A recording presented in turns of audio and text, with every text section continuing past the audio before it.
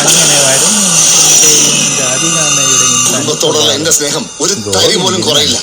പിന്നെ നിങ്ങൾ എന്തിനാ പേടിക്കുന്നത്? രസകരമായ സന്തോഷത്തോടെ കഴിഞ്ഞോടെ.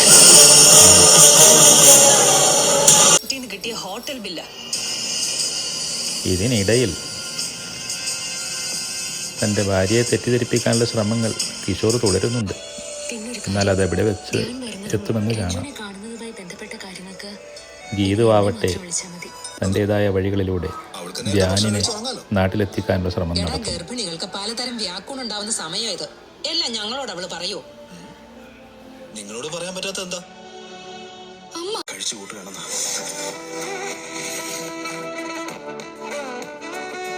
അപ്പോ രഞ്ജു ധ്യാനിന് വേണ്ടി കാത്തിരിക്കുന്ന പെണ്ണ കണ്ണേട്ടൻ അവളുടെ ഒരു സുഹൃത്ത് മാത്രമാണ്. വെച്ച് കെട്ടി നിങ്ങൾ രക്ഷപ്പെടാൻ ശ്രമിക്കുന്നത്. എനിക്കെന്ത് സംഭവിച്ചാലെന്താ? നമ്മുടെ കോൺട്രാക്ട് റിലേഷൻ അല്ലേ? മറ്റാർക്കും ഒരു സൂചന പോലും കൊടുക്കണ്ട. ഓക്കെ, ഞാൻ ഈ നമ്പറിൽ കോൺടാക്ട് ചെയ്തോളാം. ഓക്കെ, ഞാൻ ടിക്കറ്റ് നോക്കാം.